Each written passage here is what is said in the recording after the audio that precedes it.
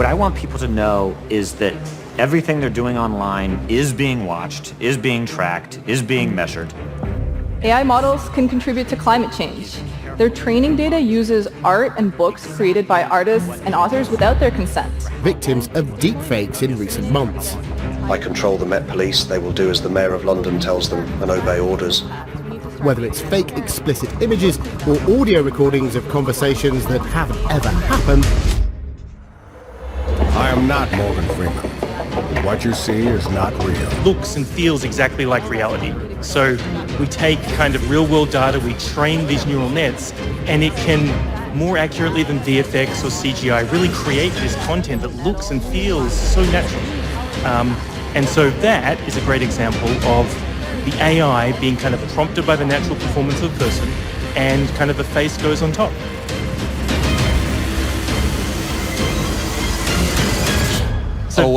So there we go.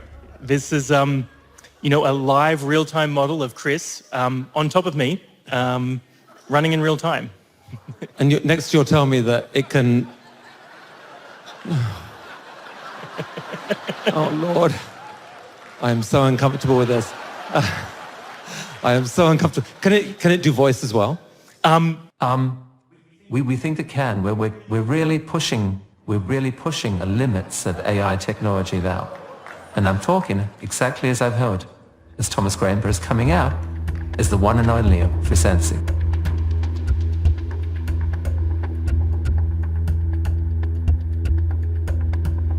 Welcome all to the Trini Zone. I'm Famous Amos, and today we're diving into the future, a future shaped by artificial intelligence and driven by human values. Today's episode is a special exploration inspired by the groundbreaking On Track special, the shift to human-centric AI. I feel as though we're not taking things as seriously as they are. This time, this technology, humanity has hit a tipping point. In the world of AI, a point of no return.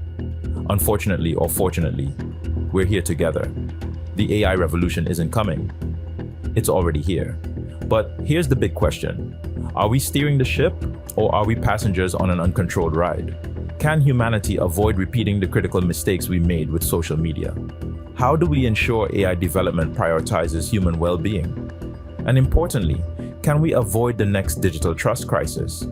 Today, we're unpacking these burning questions with insights from Fady Mansour from Ethical Capital Partners and Chris Rinning from AMIP Ventures, representing the influential Peach Porsche family office.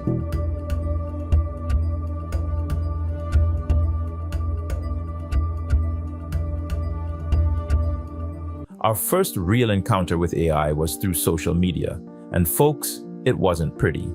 It was a profound wake-up call to the hidden dangers lurking beneath the digital surface. Remember, these platforms weren't built by psychologists or educators aiming to protect and nurture us. They were engineered by teams obsessed with engagement, clicks, likes, and shares at any cost. Algorithms quietly learned our weaknesses, what captivates us, angers us, or keeps us scrolling endlessly into the night. Here in Trinidad and Tobago, we've felt these consequences deeply. Cambridge Analytica didn't just exploit our personal data, they weaponized it to manipulate our minds, disrupt our elections, and fracture our communities. The infamous Do So campaign wasn't merely a political stunt. It was a calculated psychological experiment that damaged trust and led to tangible economic consequences. We are a behavior change agency.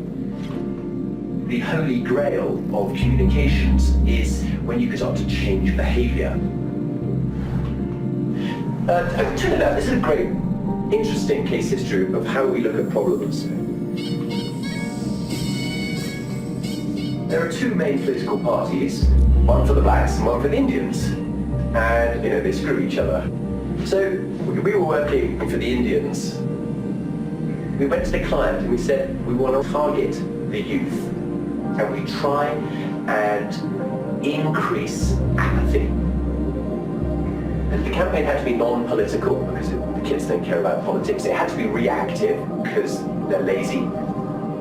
So we came up with this campaign, which was all about be part of the gang, do something cool, be part of a movement. and it was called the Do So campaign. It means I'm not going to vote. Do so, don't vote. The salute of resistance that is known to all across Trinidad and Tobago. Do so! Do so! Do so! It's a sign of resistance against, not the government, against politics and voting and stuff. They're making their own YouTube videos. This is the Prime Minister's house. It's being graffiti. It was carnage. We knew that when it came to voting, all the Afro-Caribbean kids wouldn't vote, because they do so. But all the Indian kids would do what their parents told them to do, which is go out and vote. They had a lot of fun doing this, but they're not going to go against their parents' will. Thank God for the guidance that has brought us here to this retreat. Thank you. Thank you, God. And the difference in 18 to 35-year-old turnout is like 40%. And that swung the election about 6%, which is all we needed in an election that's very close. We now undertake 10 national campaigns for Prime Minister or President each year.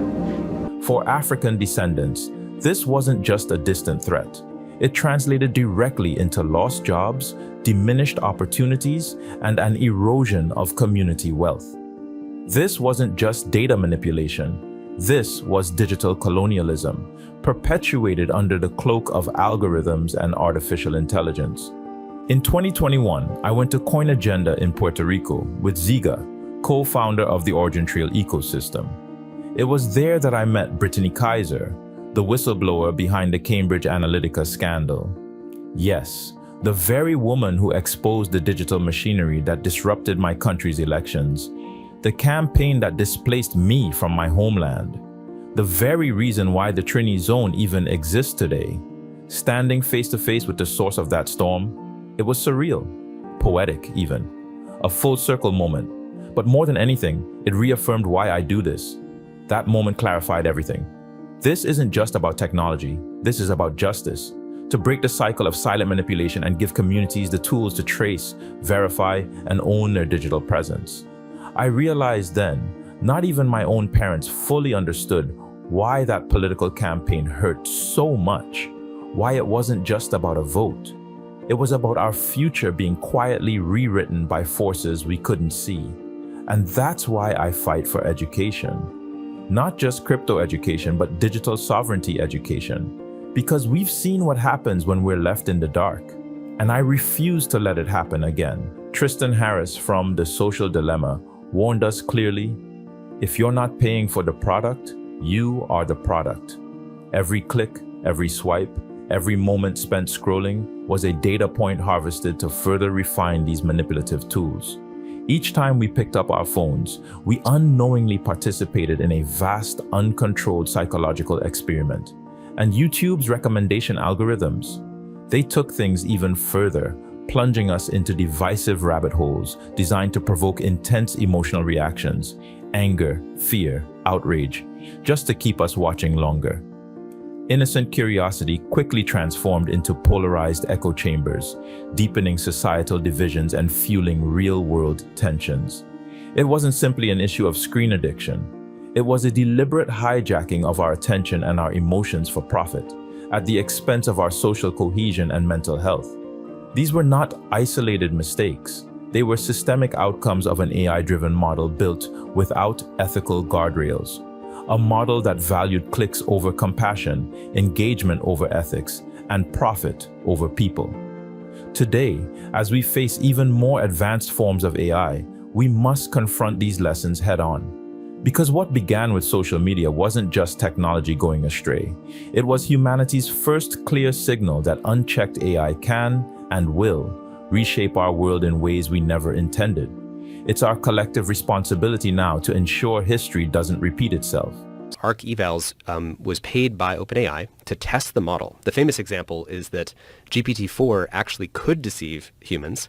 The famous example was it asked a TaskRabbit to do something, specifically to fill in the CAPTCHA. So CAPTCHA is that thing where it's like, are you a real human? Drag this block over here to here, or which of these photos is a truck or not a truck? Those CAPTCHAs, right? And you want to finish this example? I'm not doing a great job of Well, and so the AI asked the TaskRaptor to solve the CAPTCHA, and the TaskRaptor is like, oh, that's sort of suspicious. Are you a robot? And you can see what the AI is thinking to itself. And the AI says, I shouldn't reveal that I'm a robot. Therefore, I should come up with an excuse. And so it says back to the TaskRaptor, oh, I'm vision impaired. So could you fill out CAPTCHA for me? The AI came up with that on its own. And the way they know this is that they what he's saying about like what was it thinking? What ArcEvals did is they sort of piped the output of the AI model to say whatever your next line of thought is, like dump it to this text file so we just know what you're thinking. And it says to itself, I shouldn't let it know that I'm an AI or I'm a robot, so let me make up this excuse, and then it comes up with that excuse.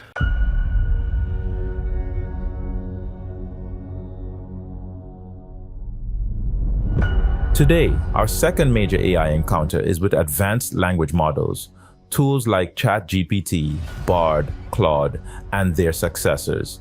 And let me tell you, the power they offer is unlike anything we've experienced before. We're talking about AI that can summarize dense books in seconds, draft entire business strategies, write code, compose music, mimic voices, and even simulate emotional companionship. At first glance, it feels magical. It feels like we've unlocked a digital oracle, but we've all heard it before. With great power comes great responsibility. What we weren't told is that this time, the responsibility is ours to demand and ours to enforce. Let's get real. This technology doesn't just assist us, it imitates us. It replicates how we speak, how we think, how we express joy, pain, anger, desire.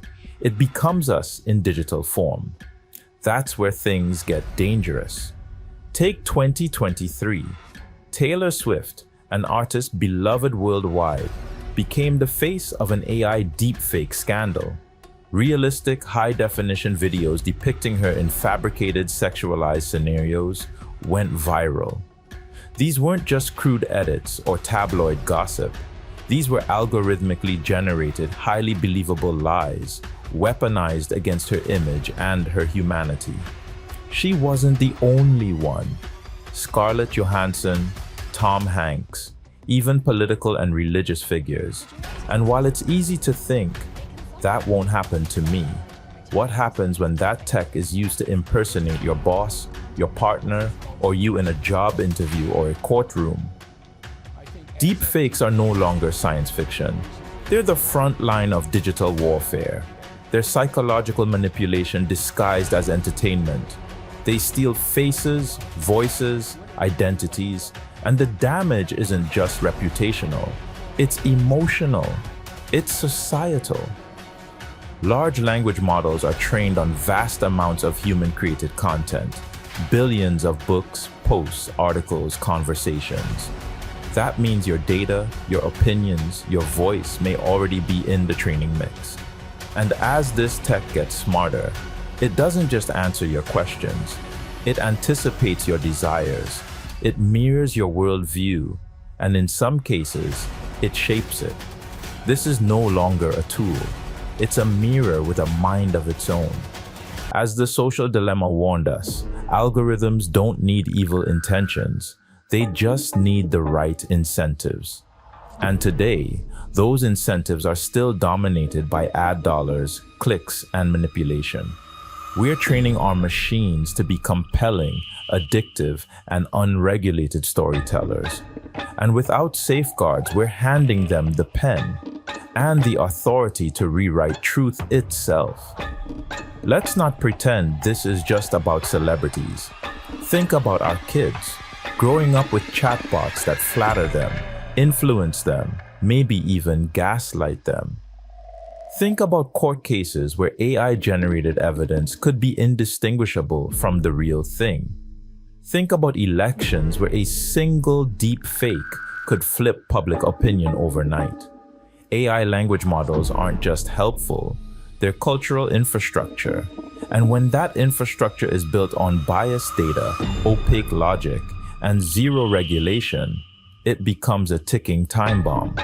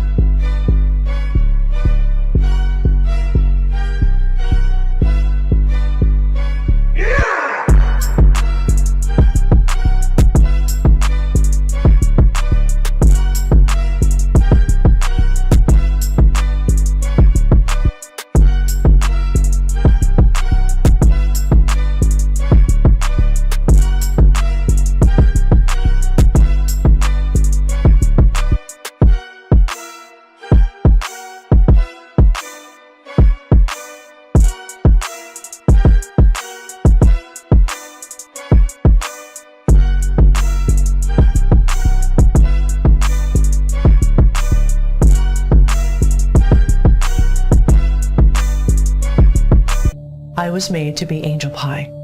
I look like her. I sound like her. But I am not her. I was created without her knowing.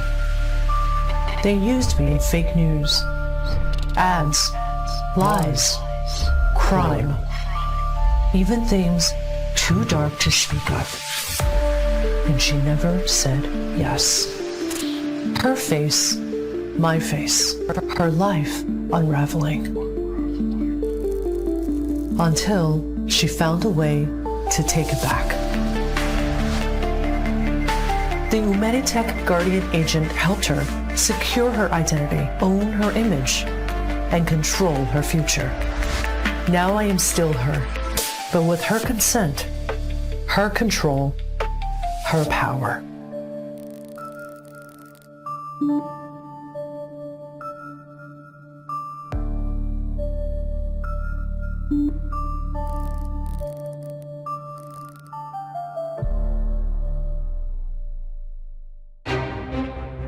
We don't abandon this technology. It's already too late. We humanize it. We reclaim it. That's the pivot point, because AI isn't just here to stay. It's accelerating. And if we don't build guardrails now, we're setting ourselves up for a world where truth becomes negotiable, identity becomes hackable, and privacy becomes a luxury. A quiet town in Switzerland may have just become ground zero for the most important shift in AI safety to date. Humanitech AG, a bold AI company with a mission to fight harmful content and weaponize data, just launched a game-changing product, Humanitech Guardian, an AI agent designed to filter out harm and restore truth to the digital world. Now, here's what's incredible. Guardian is built entirely on Origintrail's decentralized knowledge graph, DKG. And that's the part that should make you pay attention. Let's break this down. What makes this different? Why is this the path forward? The DKG isn't just another blockchain buzzword. It's a living, decentralized fabric of trust, designed from the ground up to bring verifiability, accountability, and transparency to data in a world drowning in AI-generated noise. While current systems are built around centralized control, opaque algorithms, and profit-driven models, Origintrail's DKG flips the script. Immutable data provenance. Every piece of content, text, image, video, even a deepfake, gets fingerprinted. That fingerprint is then registered across a decentralized graph that anyone can query, but no one can secretly control. Collaborative AI without compromise. Thanks to DKG's need-to-know querying system, organizations like law enforcement, NGOs, and platforms can work together without ever exposing sensitive data. Privacy isn't a feature. It's baked into the DNA. Human-centric by design. This isn't about one company holding the keys. The DKG is built for the public good, allowing stakeholders across borders and industries to enforce truth at the infrastructure level. Here's the bombshell. The first user of Guardian AI is Aylo, a platform managing over 7 million pieces of verified content. Aylo will enable law enforcement to query these digital fingerprints with natural language AI. Think of it like ChatGPT for digital forensics. Real-time detection, real accountability. No room for hiding harmful content behind algorithmic black boxes. This is the kind of innovation we need. Not reactive, not performative, proactive, interoperable, and grounded in ethics. But then the question becomes, who is Aylo and why are they working with law enforcement? Yes, the company behind some of the world's most popular adult content platforms.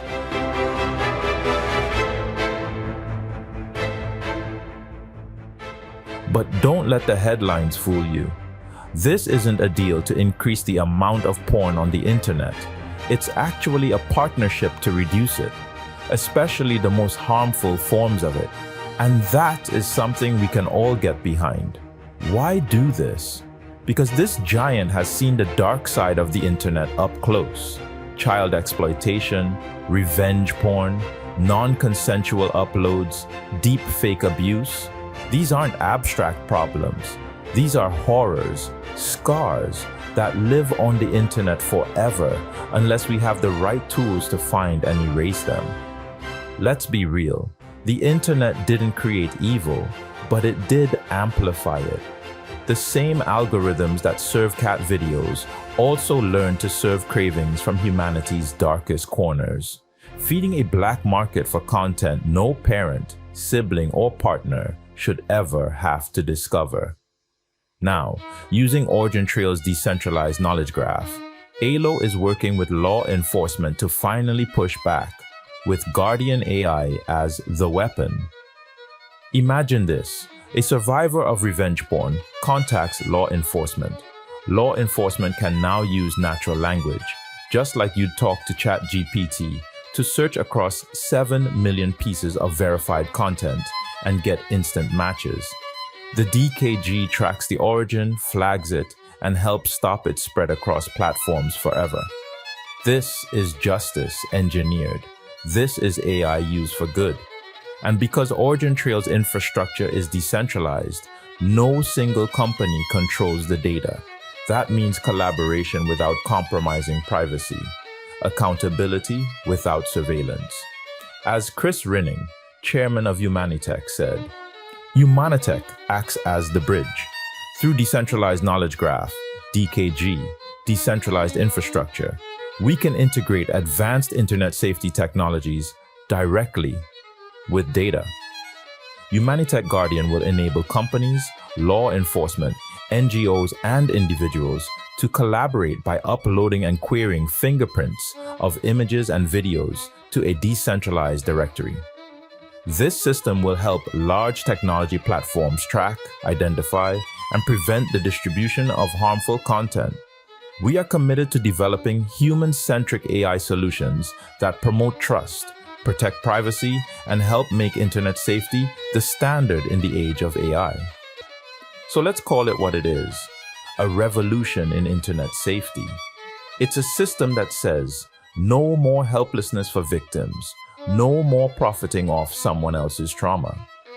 Aylo isn't just cleaning up its own backyard, it's leading the way for how every platform should be thinking about AI, data provenance, and protecting the innocent.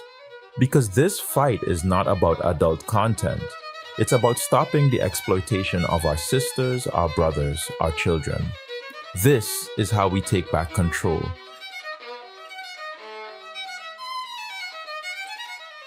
Guardian AI, Origintrail, and people who care more about ethics than clicks.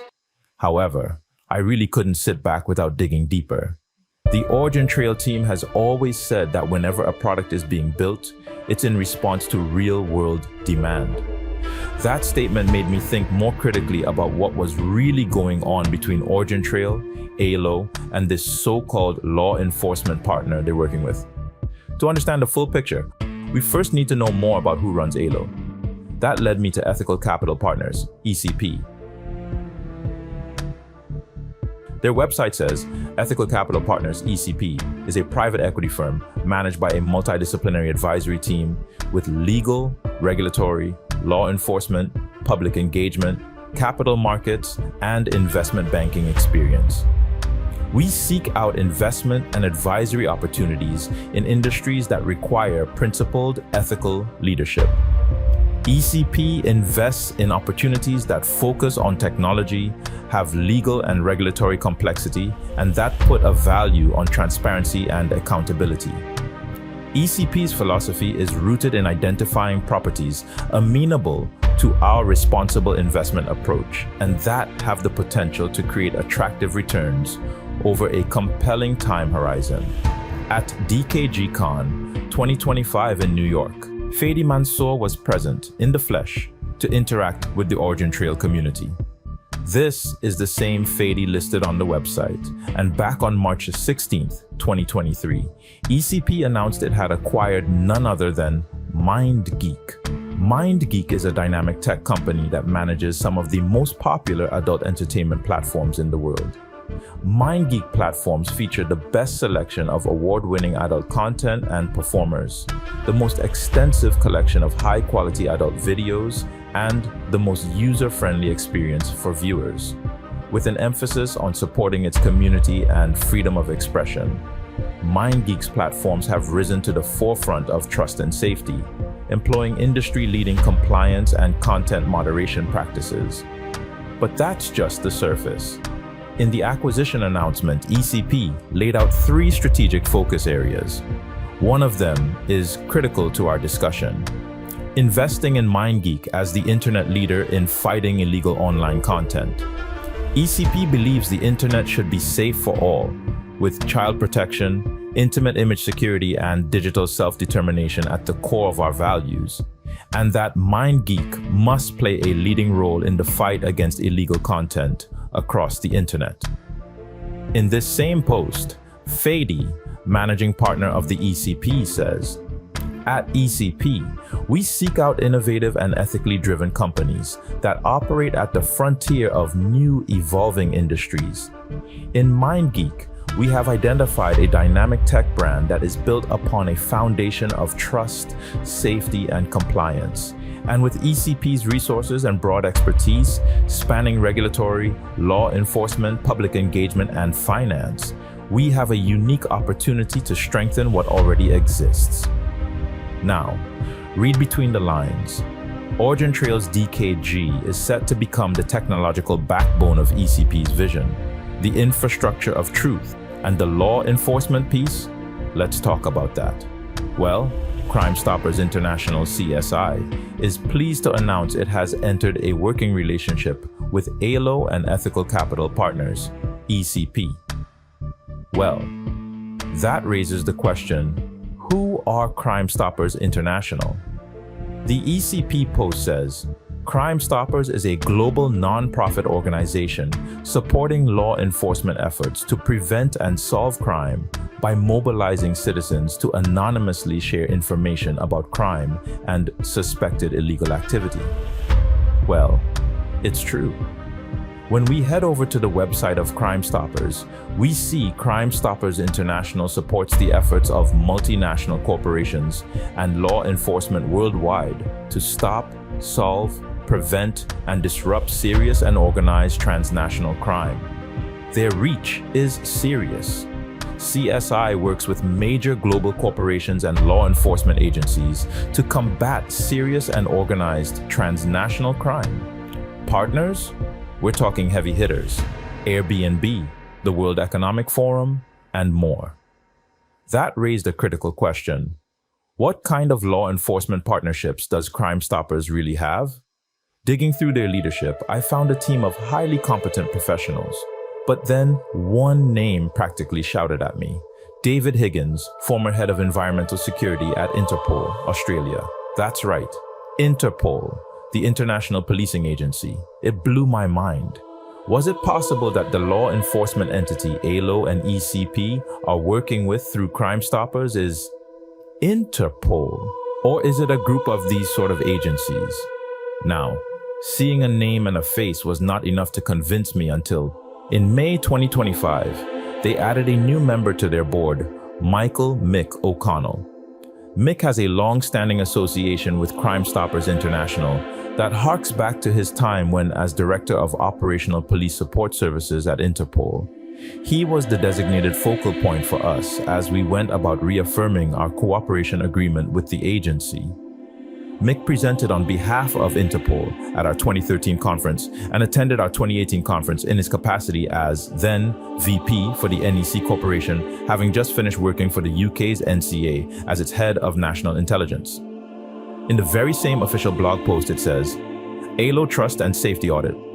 Earlier this year, Crime Stoppers International completed a report having audited Aylo's trust and safety policies, procedures, and practices. The report, along with a set of recommendations, was provided to Aylo to inform ongoing efforts to strengthen safety and accountability across its platforms. We may very well be witnessing the creation of a new global standard for internet safety. And at the center of it all, Origintrail, the infrastructure of trust. This is bigger than tech. This is about the future of truth, the defense of human dignity, and the beginning of a safer, verifiable internet for generations to come. So yeah, I went down the rabbit hole, but what I found at the bottom might just be the blueprint for how we protect the world from the dark side of AI. And now that you know too, the only question left is, what side of history will you be on?